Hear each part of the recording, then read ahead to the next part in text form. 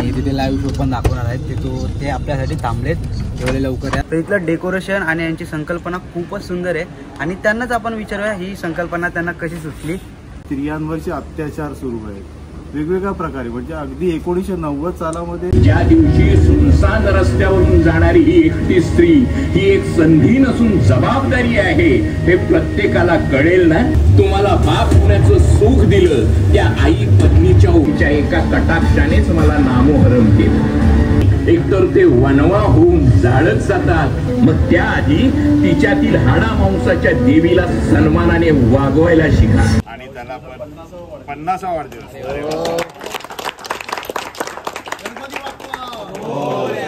तर जय महाराष्ट्र मित्रांनो, स्वागत आहे तुमचं मयूर ब्लॉगच्या नवीन एका ब्लॉगमध्ये. तर आता मित्रांनो आपण ताराबागला चाललोय गणपती बघायला मित्रांनो, कारण की आता आपण आहोत कुठे एक्क्यावर्धक पाशी. आणि सेम मित्रांनो अशीच मूर्ती तिकडे सुद्धा असते, तिकडचं डेकोरेशन आणि गणपती बाप्पाची मूर्ती सुद्धा तिकडे जाऊन तुम्हाला दाखवणार आहे. आणि भरपूर लोक आहेत आज सोबत, तर आपण त्यांच्यासोबत एन्जॉय करत करत जाणार आहे. ताराबाग या गणेशोत्सव मंडळाचं आणि ऐक्यवर्धक मंडळाची मूर्ती सेम असते, पण या वर्षी ऐक्यवर्धकनी वेगळी संकल्पना ठेवली आहे इको फ्रेंडली मूर्तीची. त्याच्यामुळे आपण मूर्तीची हाईट छोटी केली आहे, पण सेम मूर्ती असते ताराबागला जी मोठी असणार ते तुम्हाला आम्ही दाखवतो, ठीक आहे. आणि ताराबागचं त्यांची वेगळी थीम असते, ते मस्त एक वेगळे काहीतरी सोशल कॉज साठी ते लोक करतात. त्यांचे मंडळ खूप मस्त आहे, तुम्हाला दाखवतो. आणि दरवर्षी आम्ही जातो. तर चला ही गाडी, आता आपण या गाडीमध्ये जाणार विनायक. आता आपण जाऊया इकडून, निघूया लवकर. चला गणपती बाप्पा. चला मित्रांनो आता आपला प्रवास चालू झालाय, जाऊया आपण आणि तिकडे जाऊन तुम्हाला डेकोरेशन वगैरे सर्व दाखवणारे प्रवास पण दाखवतो. तर चला निघू. गणपती बाप्पा मंगल मूर्ती. 1 hour later. तर मित्रांनो आता पोहोचलोय आपण इथे. आपण आतमध्ये जाऊया आणि तिथे लाईव्ह शो पण दाखवणार आहेत. ते आपल्यासाठी थांबलेत, एवढे लवकर यात. आता आतमध्ये जाऊया, लाईव्ह शो पण तुम्हाला दाखवूया आणि गणपती बाप्पाची मूर्ती पण दाखवतो. चला नाना यायचं की नाही आज बाहेर? उघडशील तर ना. हे नानाची एंट्री झालेली आहे. काय होतं नाना, झाली का झोप? झाली झोप?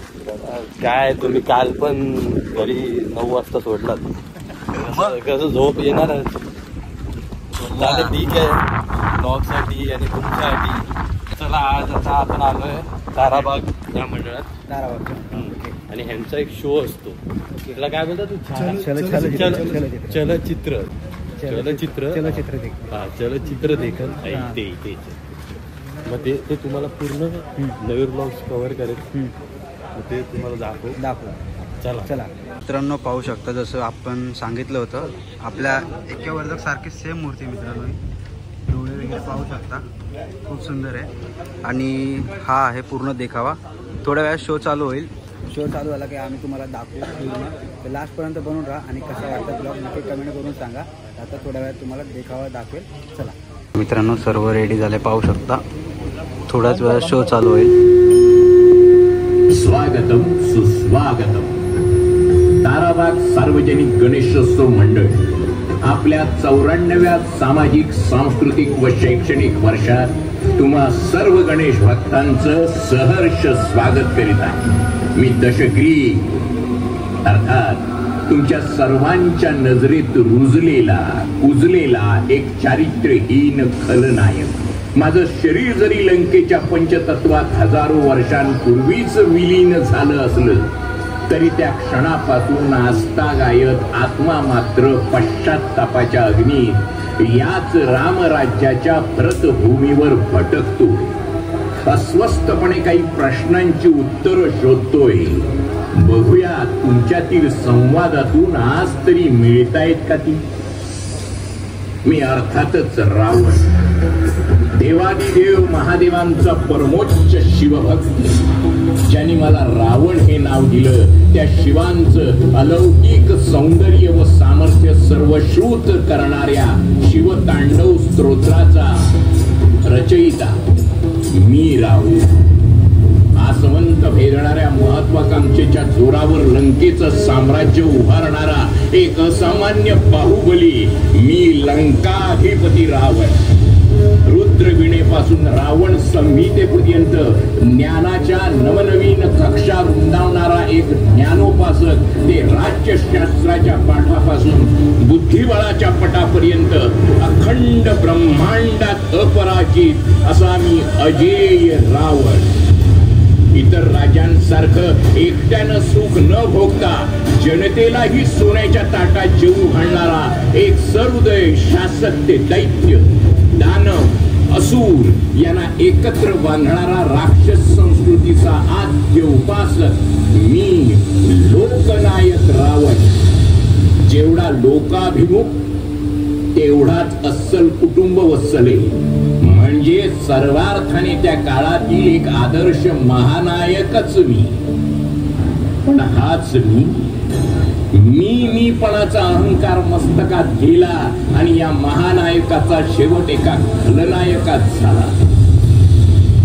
पंचवटीमध्ये वनवास भोगत असताना राम लक्ष्मण यांना मोठ्या कपटाने सुवर्ण मृगाच्या मागे पाठवून मी सीतेचं अपहरण केलं खरं, पण हीच मधुमुखी माझ्या अंताची सुरुवात ठरली. साधूच्या रूपातील हा रावण सीतेला ओळखता आला नाही आणि अख्खं रामायण घडलं. सध्या कलियुगातही याच रामायणाची रीव ओढली जाते.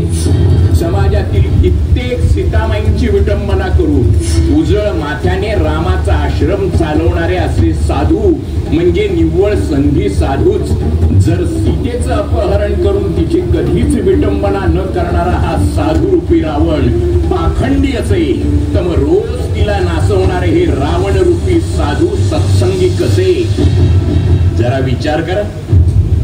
इथे लंकेत पळून आणल्यावर सीतेला एक मात्र नक्की माहित होतं की आपण सोडून इथे सगळेच राक्षस, त्यामुळे कुणापासून सावध राहायचं हे तिने एकदाच ठरवलं होतं. पण सध्या अवस्था खूप बिकट आहे.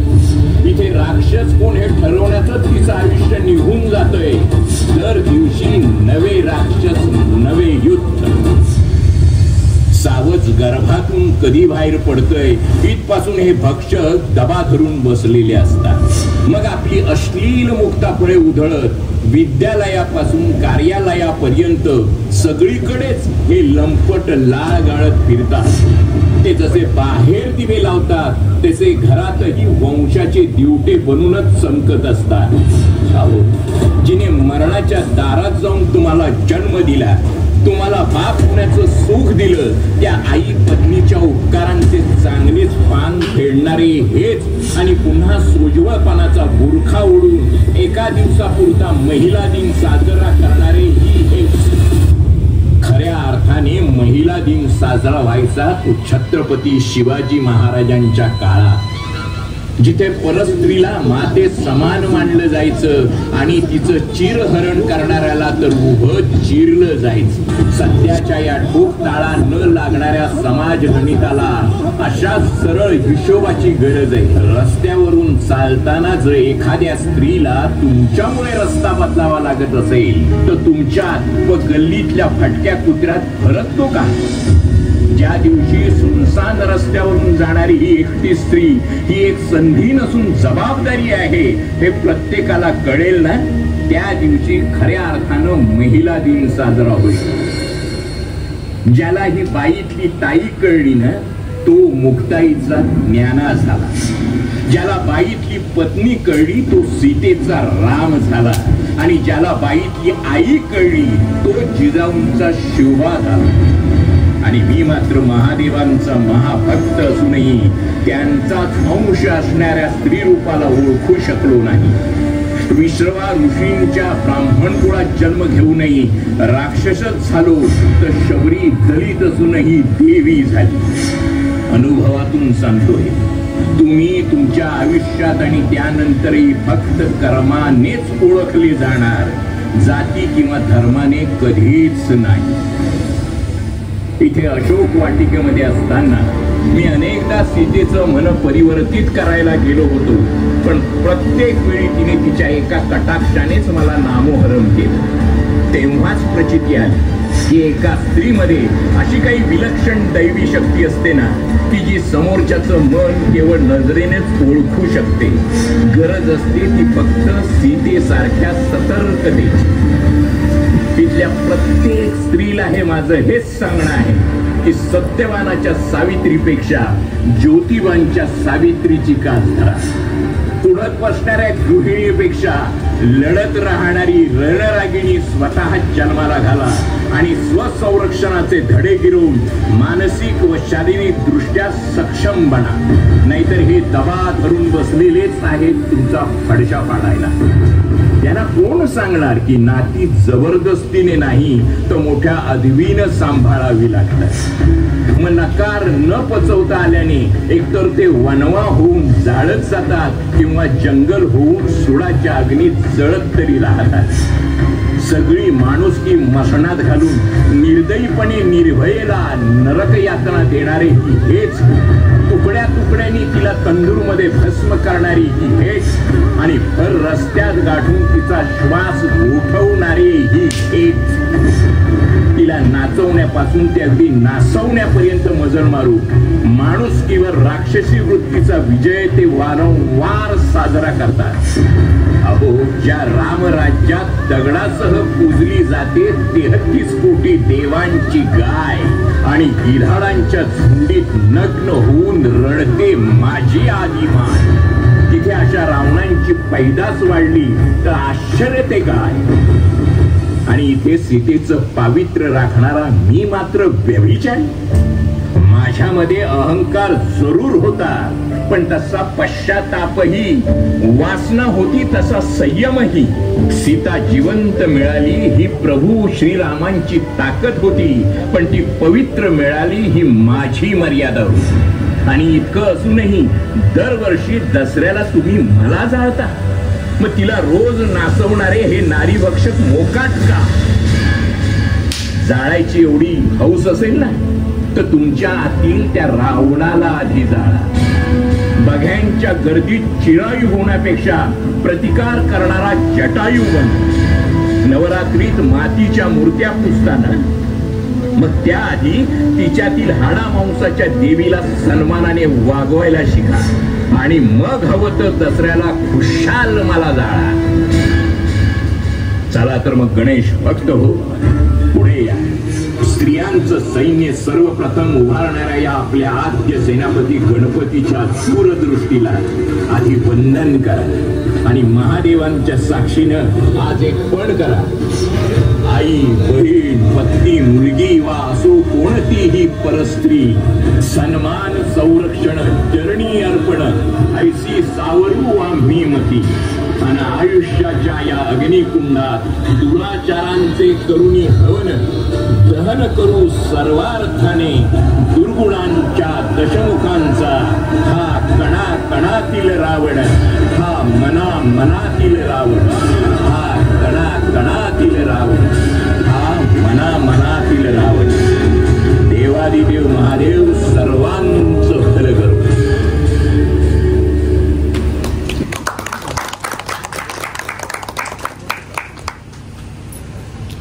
गणपती बाप्पा मंगल मूर्ती.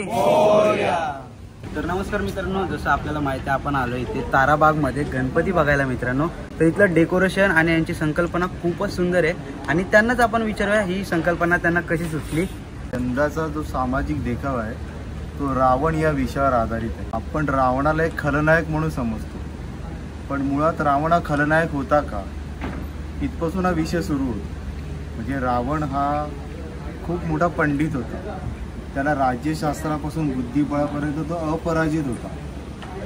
त्याने लंकेचं साम्राज्य एकट्याने उभं केलेलं आहे आणि त्याने जनतेलाही सोन्याच्या ताटात जेव घातलं. म्हणजे आपण सोन्याची लंका जी म्हणतो की त्या अर्थाने ती सोन्याची लंका. रावण हा सर्वसामान्यासारखा कुटुंबात रमणारा माणूस होता.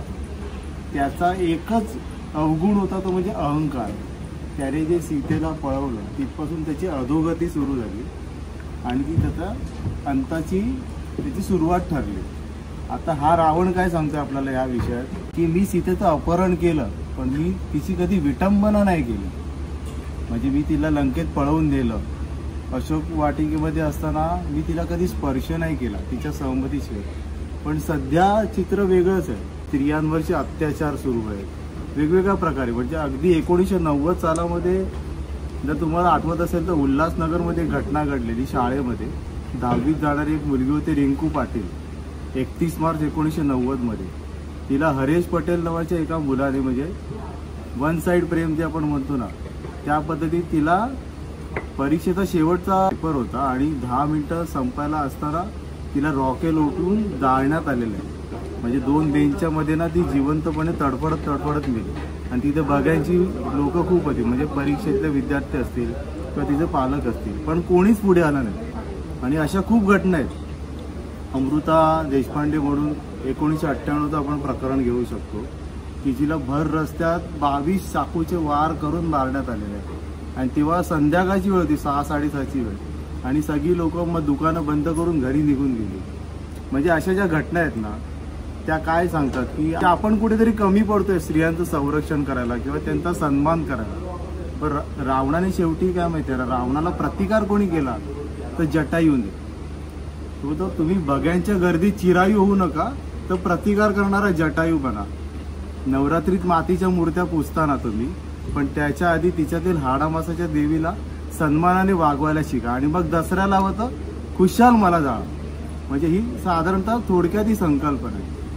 आणि म्हणजे काय माहिती ना, स्त्रियांचा सन्मान आणि त्यांचं संरक्षण करायला शिका. रावण हा मोठा शिवभक्त होता, तो धार्मिक होता. फक्त त्याची एकच चूक झाली की त्याने सीतेचं अपहरण केलं आणि तिथून त्याची अधोगती सुरू झाली. तसं आपल्याला तो या ह्याच्यातून ना संदेश देतो की मी जी चूक केली, म्हणजे रावणाने जी चूक केली ती तुम्ही करू नका. अशा अर्थाने आपला एक सामाजिक विषय. माझं नाव स्वप्नील बाळकृष्ण आहे आणि आमचे अध्यक्ष संतोष सुरेश राणे. तर मित्रांनो, कशी वाटली ही तुम्हाला संकल्पना? स्त्रियांच्या सुरक्षेसाठी मित्रांनो हे केलेलं आहे आणि रावणाचं पण एकदम उत्तम उदाहरण दिले स्त्रियांच्या सुरक्षतेसाठी. तर मित्रांनो, ही थीम नक्की तुम्हाला आवडली असेल, नक्की इकडे या, एकदा विजिट करा, गणपती बाप्पाचं दर्शन घ्या आणि ही थीम सुद्धा नक्की बघा मित्रांनो, तुम्हाला पण नक्की आवडेल. गणपती बाप्पा मोरया, मंगल मूर्ती मोरया, छत्रपती शिवाजी महाराज की जय. स्वप्नील दादा आहे, तर त्यांनी केलं. आपण आधी महाराष्ट्र ऐक्यवर्धक मंडळातर्फे त्याचा एक वाढदिवस पण आहे आज, आणि त्याला आपण 50वा वाढदिवस.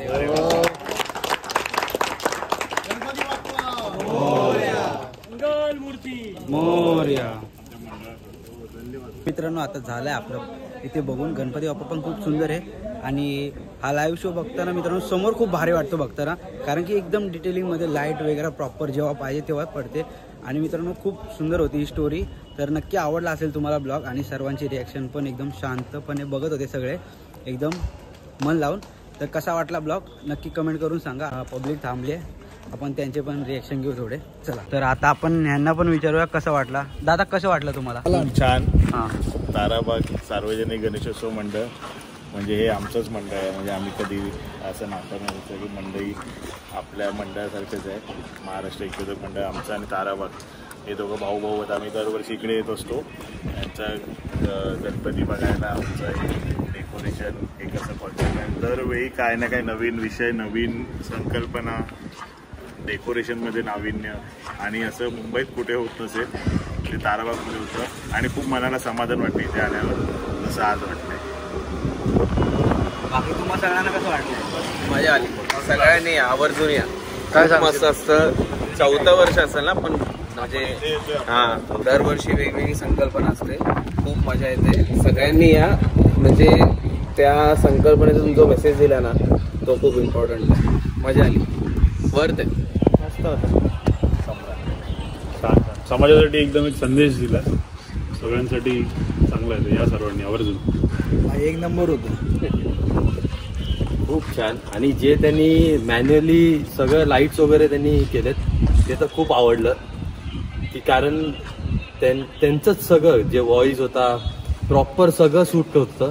मागे बॅकग्राऊंड लाईट्स प्लस त्याच्याबरोबर जे एक त्यांनी पेंटिंग्स वगैरे केलेत, मागे पडद्यावर पेंटिंग, आणि कसं ते जातंय सगळं त्यांनी एकदम मस्त केलं. तुम्ही या. गणपती बाप्पा मोरया.